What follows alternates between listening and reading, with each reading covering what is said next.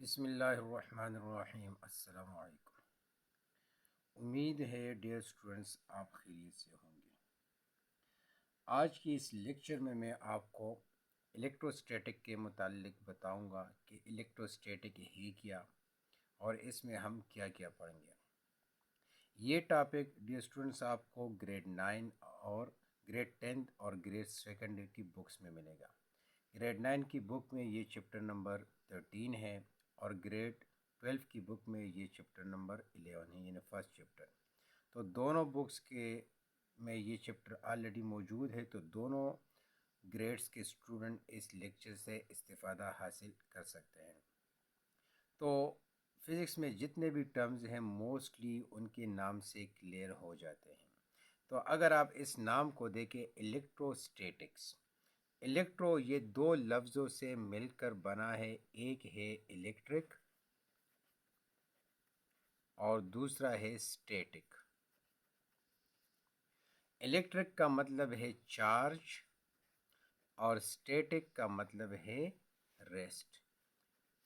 तो अगर इस लफ्ज़ों को हम देख लें तो हम फिज़िक्स को इस तरह, इलेक्ट्रोस्टैटिक को इस तरह डिफ़ाइन कर सकते हैं, charge in the state of rest. तो इसकी डिफिनीशन हम किस तरह कर सकते हैं, study of charges in the state of rest.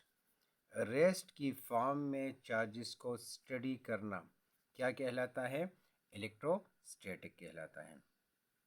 तो इसमें हम बेसिकली चार्ज को स्टडी करेंगे in the form of rest. अब इलेक्ट्रोस्टैटिक में हम क्या स्टडी करते हैं, चार्ज स्टडी करते हैं।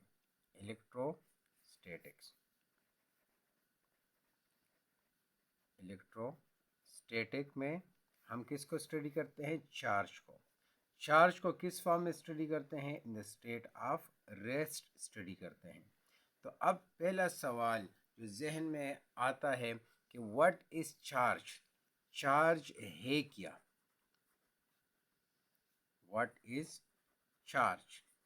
तो इस सवाल का आंसर जो है वो हमें तब मिलेगा जब हम चार्ज के मुतालिक जानेंगे। तो चार्ज में जब तक हम डिफिनीशन को ना पढ़ें, उसके बाद उसके काइंड्स के मुतालिक ना जानें, उसकी प्रॉपर्टीज़ के मुतालिक ना पढ़ें, तो हमें चार्ज के मुतालिक कोई चीज़ पता नहीं चल सकती। तो डिफिनीशन क्या है हमारे पास, काइंड्स कितने हैं, प्रॉपर्टीज़ कितनी हैं। और इससे पहले एक और सवाल कि ये चार्ज हमारे पास क्या है, प्रॉपर्टी है। चार्ज क्या है हमारे पास, प्रॉपर्टी। अब प्रॉपर्टी है क्या, प्रॉपर्टी मीन्स कि ये पहले से किसी मटेरियल के अंदर मौजूद रहती है। किस तरह मौजूद रहती है, मैटर की दो प्रॉपर्टीज़ हैं। हर एक चीज़ स्मॉलेस्ट पार्टिकल से, matter is composed of smallest particle. किससे मिलकर बना है, एटम से मिलकर बना है। Atom is the smallest particle of matter, smallest particle of matter is called atom. अब एटम के अंदर हमारे पास दो चीज़ें मौजूद होती हैं, दो तरह के पार्टिकल्स होते हैं, या ये दो पोर्शन पर मुश्तमिल होता है। एक को हम कहते हैं सेंट्रल पार्ट और दूसरे को हम कहते हैं आउटर पार्ट। अब सेंट्रल पार्ट को हम आल्सो कॉल्ड न्यूक्लियस, इसको हम न्यूक्लियस भी कहते हैं, आल्सो कॉल्ड न्यूक्लियस। और इसके अंदर हमारे पास होते हैं प्रोटॉन्स एंड न्यूट्रॉन्स, ये दो पार्टिकल इसके अंदर होते हैं। जबकि आउटर पार्ट जिसको हम शेल्स भी कहते हैं, जिसमें इलेक्ट्रॉन्स घूमते हैं, इलेक्ट्रॉन्स कॉल्ड ऑर्बिट्स और शेल्स आल्सो कॉल्ड। और इसमें हमारे पास क्या होते हैं, इलेक्ट्रॉन्स होते हैं। अब प्रोटॉन पर पॉजिटिव चार्ज होता है, इलेक्ट्रॉन पर नेगेटिव चार्ज होता है। और न्यूट्रॉन पर ज़ीरो चार्ज होता है, कोई चार्ज नहीं। तो इस की तरफ अगर हम देखें तो हर एक मैटर के अंदर आपको क्या नज़र आएगा? एटम। हर मैटर के अंदर हमारे पास इलेक्ट्रॉन्स भी होते हैं, प्रोटॉन्स भी होते हैं और न्यूट्रॉन्स भी होते हैं। तो इस वजह से हम क्या कहते हैं कि चार्ज इज़ ए प्रॉपर्टी, यानी हर मटेरियल के अंदर चार्ज मौजूद रहता है, होता है। अब दूसरा सवाल, जब हर मटेरियल के अंदर चार्ज मौजूद होता है तो फिर वो दूसरे ऑब्जेक्ट को क्यों अट्रैक्ट या रिपेल नहीं करता? तो उसकी वजह यह है कि हमारे पास क्या होता है, atom is neutral. Atom is neutral क्योंकि इसमें नंबर ऑफ प्रोटॉन्स और इलेक्ट्रॉन्स हमेशा इक्वल होते हैं। Number of electrons is equal to number of protons, यानी जितने पॉजिटिव चार्जेस होंगे उतने नेगेटिव चार्जेस होंगे, तो उन दोनों का नेट इफेक्ट हमारे पास क्या आता है? ज़ीरो आता है। तो इस वजह से अगर इस मार्कर को मैं देख लूँ तो इसमें हमारे पास ये मैटर से मिलकर बना है, इसमें प्रोटॉन्स और इलेक्ट्रॉन्स की तादाद इक्वल है। तो इस वजह से अगर इसको मैं दूसरी बॉडी के करीब, न्यूट्रल बॉडी के करीब लेकर जाऊं तो वो उसको ना अट्रैक्ट करेगा ना रिपेल करेगा। इस तरह बल पॉइंट है, चप्पल है, स्पून है, कोई भी नॉन लिविंग थिंग आप ले लें, वो मैटर से बना होगा, उसमें इलेक्ट्रॉन्स और प्रोटॉन्स की तादाद हमेशा बराबर रहेगी। अब हम चलते हैं, आपको तो पता चल गया कि हमारे पास इलेक्ट्रोस्टैटिक क्या है। इलेक्ट्रोस्टैटिक में हम बेसिकली क्या स्टडी करते हैं? चार्जेस को स्टडी करते हैं। तो इलेक्ट्रोस्टैटिक, इसमें हम किस चीज़ को स्टडी करते हैं? चार्ज को स्टडी करते हैं। तो अब ये आपने जाना कुछ देर पहले कि चार्ज क्या है, हमारे पास प्रॉपर्टी है। तो डिफिनीशन इसकी क्या होगी? Property due to which it attract or repel other bodies। वो चार्ज भी हो सकती है और चार्ज और न्यूट्रल, न्यूट्रल बॉडी भी उसको, न्यूट्रल बॉडी को भी ये अपनी तरफ अट्रैक्ट करता है। और वो लेटर आप सीख लेंगे जब आप कंघी को बालों के साथ या बाल पॉइंट को अपने बालों के साथ रब करते हैं, तो कुछ देर रब करने के बाद उसको स्मॉल पीसीज ऑफ पेपर के करीब लेकर आए तो वो उसको क्या करेगा? अट्रैक्ट करेगा। तो वो पीसीज ऑफ पेपर क्या है हमारे पास? न्यूट्रल। तो चार्ज ऐसी प्रॉपर्टी है, ऐसी प्रॉपर्टी का नाम है जिसकी वजह से ये दूसरी बॉडीज़ को अट्रैक्ट करता है या रिपेल करता है, अट्रैक्ट और रिपेल। अब हमारे पास दूसरे नंबर पर kinds of charges. Kinds charge की हमारे पास दो काइंड्स हैं, एक को हम कहते हैं पॉजिटिव चार्ज और दूसरे को हम कहते हैं नेगेटिव चार्ज। अब पॉजिटिव चार्ज का मतलब क्या है? पॉजिटिव चार्ज का मतलब क्या है कि उसमें नंबर ऑफ प्रोटॉन ज़्यादा हैं। A body which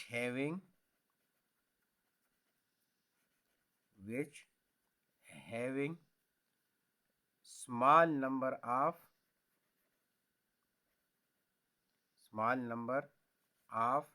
electrons then protons के मुकाबले में इलेक्ट्रॉन्स की तादाद क्या होती है? कम होती है। तो ऐसे बॉडी को हम क्या कहते हैं? Charge body. और चार्ज बॉडी में कौन सी होगी? Positive charge. ए बॉडी, अब नेगेटिव चार्ज की तरफ आ जाए।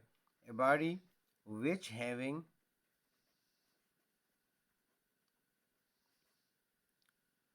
large number of electrons then protons। ऐसी बॉडी जिसमें इलेक्ट्रॉन्स की तादाद प्रोटॉन्स के मुकाबले में ज़्यादा हो, तो ऐसी बॉडी को हम चार्ज बॉडी, और चार्ज बॉडी में फिर क्या कहेंगे? इलेक्ट्रॉन्स कहेंगे। तो चार्ज दो तरह के आपको मिलेंगे, या पॉजिटिव चार्ज होगा या नेगेटिव चार्ज होगा। पॉजिटिव चार्ज में प्रोटॉन्स की तादाद ज़्यादा रहती है और नेगेटिव चार्ज में इलेक्ट्रॉन्स की तादाद ज़्यादा होती है। अब अगर मैं आपको एक एग्जांपल दे दूं, अगर हम कहते हैं body is said to be charge, तो चार्ज का मतलब क्या है कि उसने या इलेक्ट्रॉन लॉस किया होंगे या गेन किया होंगे, क्योंकि protons are tightly bound to the nucleus. ये आपने एक बात याद रखनी है, अपने जहन में बिठा देनी है कि protons are tightly bound to the nucleus. Proton जो है उसमें प्रोटॉन जो है वो न्यूक्लियस के साथ ज़्यादा टाइटली बाउंड होते हैं। तो अगर मैं आपको एग्ज़ाम्पल की मदद से समझाऊं कि हमारे पास एक हाइड्रोजन है और एक क्लोरीन है, तो हाइड्रोजन के अंदर हमारे पास एक प्रोटॉन होता है और एक इलेक्ट्रॉन होता है 1, जिसका एटॉमिक नंबर 1 है और मेस नंबर भी 1 है। क्लोरीन जिसका एटॉमिक नंबर 17 है और मेस नंबर 35.5, तो हम लेते हैं 35। अब क्लोरीन के पास हमारे पास कितने प्रोटॉन्स हैं? 17 प्रोटॉन्स हैं। न्यूट्रॉन की बात हम नहीं कर रहे। फर्स्ट शेल में हमारे पास 2 इलेक्ट्रॉन्स होंगे, सेकंड शेल में हमारे पास 8 इलेक्ट्रॉन्स होंगे और आखिरी शेल में हमारे पास 7 इलेक्ट्रॉन्स होंगे। तो अब देखिए 8 और 2 10, 10 और 7 17, इसके पास 17 प्रोटॉन्स है और 17 इलेक्ट्रॉन्स हैं, और इस हाइड्रोजन के पास एक इलेक्ट्रॉन है और एक प्रोटॉन है। अब इस क्लोरीन को अपना शेल कंप्लीट करने के लिए एक इलेक्ट्रॉन चाहिए और इस हाइड्रोजन एटम को भी अपना शेल कंप्लीट करने के लिए एक इलेक्ट्रॉन चाहिए। तो अब जब ये दोनों मिलेंगे तो इन 7 इलेक्ट्रॉन्स की फोर्स इस एक इलेक्ट्रॉन पर ज़्यादा होगी, तो ये इस इलेक्ट्रॉन को अपनी तरफ खींच लेगा। तो इसके पास एक इलेक्ट्रॉन आ जाएगा, तो इसके पास आउटर मोस्ट शेल में 8 इलेक्ट्रॉन्स बन जाएंगे, जबकि इससे ये इलेक्ट्रॉन निकल जाएगा। तो अब देखिए इस हाइड्रोजन एटम के पास कितने प्रोटॉन्स हैं? सिर्फ एक प्रोटॉन रह गया, और इसके पास 17 प्रोटॉन्स थे और 18 इलेक्ट्रॉन्स। क्लोरीन के पास 17 प्रोटॉन्स पहले से थे और 18 इलेक्ट्रॉन्स आ गए, क्योंकि एक इलेक्ट्रॉन इसने हाइड्रोजन एटम से गेन कर लिया। तो अब इसके पास 17 प्रोटॉन्स और 17 इलेक्ट्रॉन्स एक दूसरे के इफेक्ट को कैंसिल कर लेंगे। तो अब हम क्या कहेंगे कि इसके पास इलेक्ट्रॉन्स की तादाद ज़्यादा है as compare to proton. Proton 17 है, इलेक्ट्रॉन हमारे पास क्या है? 18 है। इस तरह हाइड्रोजन एटम के पास ये पॉजिटिव चार्ज है। क्यों पॉजिटिव चार्ज है? क्योंकि इसके पास a body which having small number of electrons, इसके पास इलेक्ट्रॉन कम है बनिस्बत इस प्रोटॉन के। अब यहाँ पर प्रोटॉन ज़्यादा है, इलेक्ट्रॉन कम है, तो इसने चूंकि एक इलेक्ट्रॉन लॉस किया तो इस पर +1 चार्ज आएगा, और इसने चूंकि एक इलेक्ट्रॉन गेन कर लिया तो इस पर नेगेटिव चार्ज आ जाएगा, क्योंकि इसके पास एक इलेक्ट्रॉन ज़्यादा है और इसके पास एक इलेक्ट्रॉन कम है। तो इस वजह से हम कहते हैं कि एक बॉडी हमारे पास चार्ज कब होगी? जब वो इलेक्ट्रॉन लॉस करेगा या गेन करेगा। प्रोटॉन हमेशा टाइटली बाउंड इस वजह से होते हैं क्योंकि वो सेंटर के अंदर होते हैं। Protons are tightly bound to the nucleus, उस पर न्यूक्लियस की फोर्स ज़्यादा होती है, जबकि इलेक्ट्रॉन जो आउटर मोस्ट शेल में होते हैं उन पर न्यूक्लियस की फोर्स क्या होती है? कम होती है। तो उसको उससे इलेक्ट्रॉन निकालने के लिए कम फोर्स चाहिए बनिस्बत प्रोटॉन को निकालने के लिए। तो आपने डिफिनीशन जाना, ये हमारे पास प्रॉपर्टी है। दूसरे नंबर पर काइंड्स, कितने काइंड्स हैं? 2 काइंड्स हैं, पॉजिटिव और नेगेटिव। पॉजिटिव का मतलब क्या है कि उसके पास प्रोटॉन ज़्यादा है, नेगेटिव का मतलब क्या है कि उसके पास इलेक्ट्रॉन ज़्यादा है। और जब भी हमारे पास प्रोटॉन एक इलेक्ट्रॉन हमेशा लॉस या गेन होगी तब एक बॉडी पर चार्ज आएगा। तो तीसरे नंबर पर हमारे पास आती है प्रॉपर्टीज़। 2 प्रॉपर्टीज़ एक चार्ज की होगी, एक हमारे पास होगी अट्रैक्शन और दूसरे नंबर पर होगी रिपल्शन। अट्रैक्शन और नंबर 2 क्या है हमारे पास? रिपल्शन। अट्रैक्शन का मतलब क्या है? जब दो चार्ज बॉडी एक दूसरे को अपनी तरफ खींचते हैं तो उनके दरमियान डिस्टेंस क्या होता है? डिक्रीज हो जाता है। तो ऐसी प्रॉपर्टी को हम कहते हैं attract. The two charges attract each other if the separation between the charges is decreases. Separation between charges decreases, तो ऐसी प्रॉपर्टी को हम क्या कहेंगे?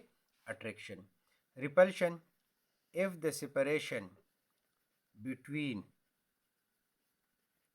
चार्जेस इंक्रीजेस, जब दो या दो से ज़्यादा चार्जेस के दरमियान सेपरेशन क्या हो जाती है? इंक्रीज होना शुरू हो जाती है, बढ़ जाती है, तो ऐसी प्रॉपर्टी को हम क्या कहते हैं? रिपल्शन कहते हैं। तो अपनी अगर इस लेक्चर को मैं थोड़ी सा समराइज करूं कि चार्ज है क्या, तो इसमें आपने जाना definition, what is charge. Charge is the property, हमारे पास क्या है? प्रॉपर्टी है। और प्रॉपर्टी का मतलब क्या है? कि ये मटेरियल के अंदर पहले से मौजूद होता है। तो फिर क्यों अट्रैक्ट नहीं करता? उसकी वजह ये है कि इसमें पॉजिटिव और नेगेटिव चार्जेस इक्वल होते हैं। दूसरे नंबर पर काइंड्स, कि चार्ज की कितनी काइंड्स हैं? चार्ज की दो काइंड्स हैं। एक को हम कहते हैं पॉजिटिव चार्ज, दूसरे को हम कहते हैं नेगेटिव चार्ज। पॉजिटिव चार्ज का मतलब क्या है? कि इसके पास प्रोटॉन ज़्यादा हैं इलेक्ट्रॉन के मुकाबले में, और नेगेटिव चार्ज का मतलब क्या है? कि उसके पास इलेक्ट्रॉन ज़्यादा है प्रोटॉन्स के मुकाबले में। और तीसरे नंबर पर प्रॉपर्टी, तो कितनी प्रॉपर्टीज़ हमारे पास चार्ज की हैं? दो प्रॉपर्टीज़ हैं। एक को हम कहते हैं अट्रैक्शन और दूसरे को हम कहते हैं रिपल्शन। अट्रैक्शन, जब दो या दो से ज़्यादा चार्जेस के दरमियान डिस्टेंस कम होना शुरू हो जाए, वो एक दूसरे के नज़दीक आना शुरू हो जाए, तो ऐसी प्रॉपर्टी को हम अट्रैक्शन कहते हैं। जब दो या दो से ज़्यादा चार्जेस के दरमियान डिस्टेंस बढ़ जाए, तो ऐसी प्रॉपर्टी को हम रिपल्शन कहते हैं। तो डियर स्टूडेंट्स, अभी तक आपने इलेक्ट्रोस्टैटिक के मुतालिक जाना कि इलेक्ट्रोस्टैटिक क्या है, जिसमें हम चार्ज को स्टडी करते हैं। कौन सी फॉर्म में? In the form of rest. Charge के मुतालिक आपने जाना कि चार्ज है क्या, इसकी कितनी काइंड्स हैं, कितनी प्रॉपर्टीज़ हैं। अब हम जाएंगे क्वांटाइजेशन ऑफ चार्ज की तरफ कि क्वांटाइजेशन ऑफ चार्ज है क्या। आपने फिजिक्स में अक्सर एक लफ्ज़ सुना होगा, क्वांटाइज्ड। तो आज हम क्वांटाइजेशन ऑफ चार्ज के मुतालिक पढ़ेंगे। Quantization of charge. What is quantization of charge? यानी अगर मैं आपके सामने Q is equal to NE, तो इसमें smallest charge on the particle क्या है हमारे पास? Charge on the electron. ये हमारे पास क्या है? Minimum number of charge. Minimum number of charge. Minimum number of charge कितना होता है किसी मटेरियल पर? वो इलेक्ट्रॉन से कम कभी नहीं हो सकता। ज़्यादा कितना होगा? वो 1E हो सकता है, 2E हो सकता है, 3E हो सकता है, 4E हो सकता है। यानी जितने चार्जेस होंगे वो integral multiple of the charge on electron होंगे। यानी on charges are integral multiple of the charge of electron. Electron पर जितना चार्ज हैं उसके इंटीग्रल। मिसाल के तौर पर किसी आदमी के पास 1 रुपया है, तो वो कम से कम कितना रुपया है? 1। उससे कम तो नहीं हो सकता ना। अब किसी आदमी के पास 2 होंगे, किसी के पास 3 होंगे, किसी के पास 4 होंगे, लेकिन फ्रैक्शन फॉर्म में किसी के पास पैसे नहीं होंगे। तो जितने भी चार्ज इलेक्ट्रॉन से कम चार्जेस किसी के पास नहीं होंगे, बल्कि इससे ज़्यादा होंगे। कितने ज़्यादा होंगे? इसलिए यानी ये हमेशा चार्ज पैकेट की शक्ल में रहेगा। तो इसको हम क्या बोलते हैं? Quantization of charge. तो डियर स्टूडेंट्स, आज की इस लेक्चर में आपने इलेक्ट्रोस्टैटिक के मुतालिक पढ़ा कि इलेक्ट्रोस्टैटिक हमारे पास क्या है? Study of charges in the state of rest. Electrostatic को इलेक्ट्रोस्टैटिक क्यों कहा जाता है? इसकी तमारी कि ये दो लफ्ज़ों से मिलकर बना है, इलेक्ट्रिक प्लस स्टैटिक। यानी इसमें हम चार्जेस को in the form of rest study करते हैं। फिर दूसरा सवाल कि चार्ज है क्या? तो चार्ज हमारे पास क्या है? ये प्रॉपर्टी है। किस तरह प्रॉपर्टी है? कि हर एक चीज़ मैटर से मिलकर बनी है। मैटर किससे मिलकर बना है? एटम, स्मॉलेस्ट पार्टिकल से, जिसको हम एटम कहते हैं। एटम के अंदर दो हिस्से होते हैं, एक को हम न्यूक्लियस कहते हैं, दूसरे को हम ऑर्बिट कहते हैं, जिसके अंदर इलेक्ट्रॉन्स होते हैं। प्रोटॉन्स, न्यूट्रॉन्स न्यूक्लियस के अंदर होते हैं, जबकि इलेक्ट्रॉन शेल्स में होते हैं। तो किसी भी एटम के अंदर प्रोटॉन्स और इलेक्ट्रॉन्स की तादाद बराबर होती है, तो इस वजह से वो एटम क्या होता है? वो न्यूट्रल होता है। वो न दूसरी बॉडी को अट्रैक्ट करता है, ना ही रिपेल करता है। तो इलेक्ट्रोस्टैटिक में हम चार्ज पढ़ते हैं। चार्ज हमारे पास प्रॉपर्टी है, जिसकी वजह से, उस प्रॉपर्टी की वजह से दूसरी बॉडी को, या वो चार्ज हो या न्यूट्रल, उसको अट्रैक्ट करेगा या रिपेल करेगा। वो दो तरह के हमारे पास चार्जेस हैं। एक को हम कहते हैं पॉजिटिव, दूसरे को हम कहते हैं नेगेटिव। अगर किसी बॉडी पर इलेक्ट्रॉन्स की तादाद ज़्यादा हो जाए प्रोटॉन के मुकाबले में, तो उसको हम पॉजिटिव चार्ज कहते हैं। जबकि किसी बॉडी पर इलेक्ट्रॉन्स की तादाद प्रोटॉन से ज़्यादा हो, तो उसको हम क्या कहते हैं? Negative charge.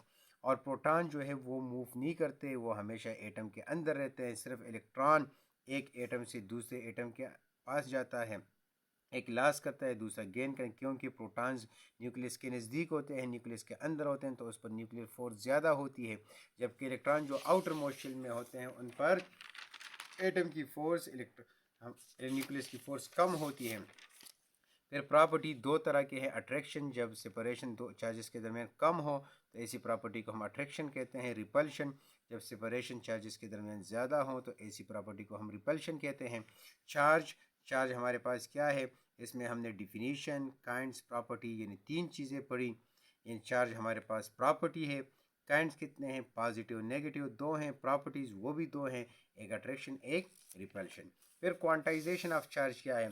Quantization of charge हमारे पास क्या है? Q is equal to N E, यानी जितने भी ऑब्जेक्ट हैं जिन पर चार्जेस हैं, तो कम से कम चार्ज हमारे पास क्या है? हमारे पास मिनिमम नंबर ऑफ चार्ज क्या है? हमारे पास minimum number of charge is electron, यानी इलेक्ट्रॉन से कम कोई भी चार्ज नहीं होगा। तो आप जितने भी चार्जेस देखेंगे उस पर चार्ज होगा 1e, 2e, 3e, 4e, यानी फ्रैक्शन फॉर्म में कभी भी चार्ज आपके पास नज़र नहीं आएगा। और जितने भी चार्जेस होंगे वो इलेक्ट्रॉन के 1 टाइम होगा, 2 टाइम होगा, 3 टाइम।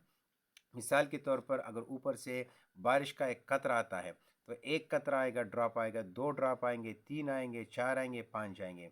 अगर साइकिल होगा तो एक साइकिल होगा, दो होंगे, तीन होंगे, चार होंगे। अगर स्पून होगा तो एक होगा, दो होंगे, तीन होंगे, यानी फ्रैक्शन फॉर्म में नहीं होगा। यानी charges are integral multiple of the charge of electron. उम्मीद करता हूँ डियर स्टूडेंट्स कि आज का ये लेक्चर आपको सही तरह समझ आ चुका होगा। फिर भी अगर आपके कोई सवालात हैं तो आप कमेंट्स में अपनी राय का इजहार ज़रूर कीजिए। शुक्रिया।